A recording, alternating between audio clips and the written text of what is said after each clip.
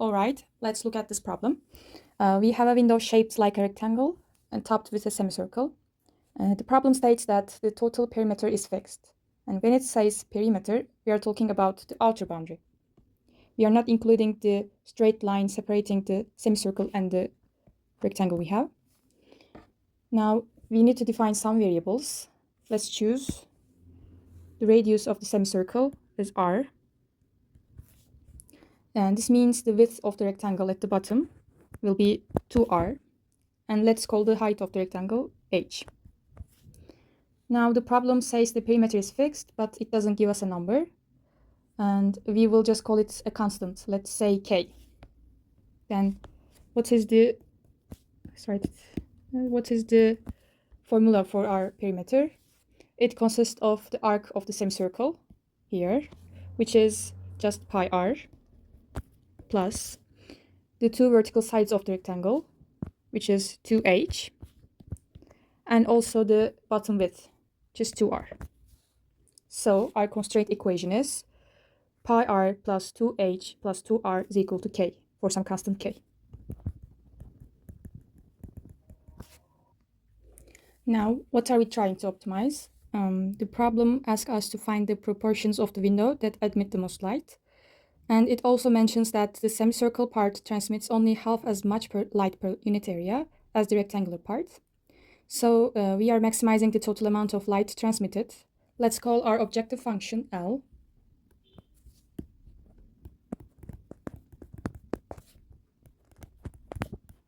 For light. And how do we write the L function? So it is proportional to the areas. Let's say the area of the rectangle is, let's write it down here, like area of the rectangle is 2r times h. And it says that it transmits full light, so we will multiply it by 1.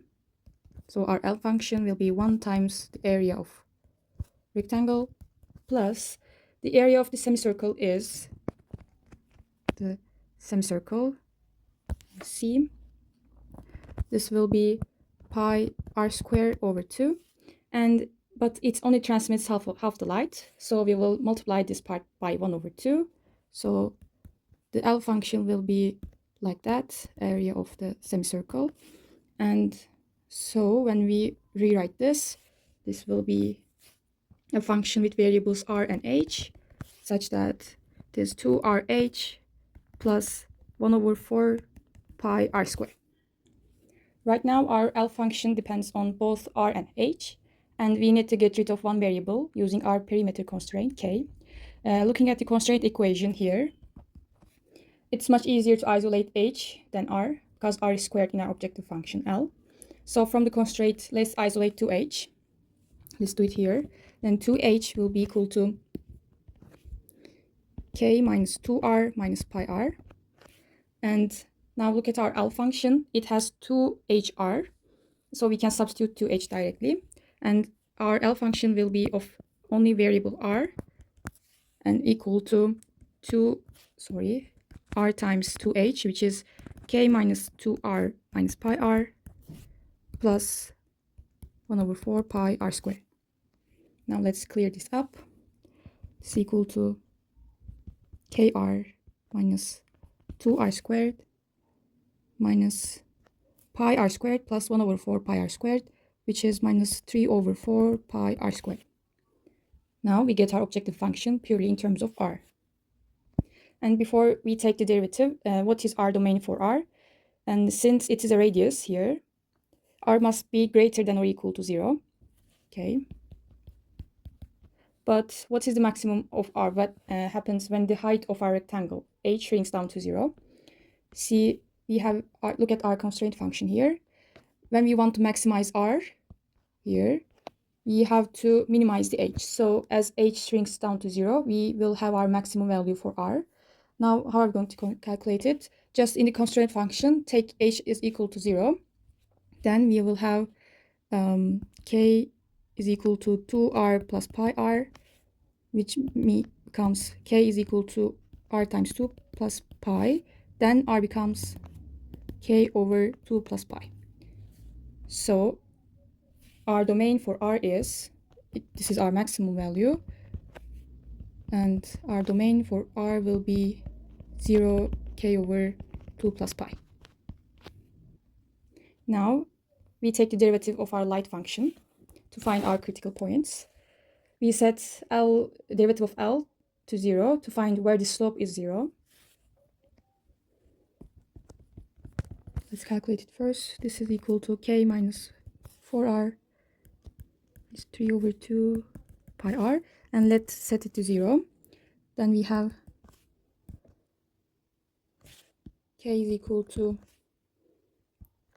4 plus 3 over 2 pi r.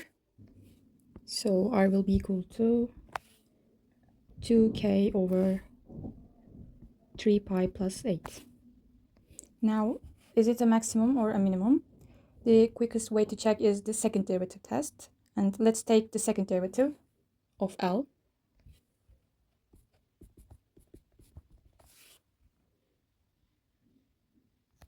Minus 4 minus 2 over 2 pi only.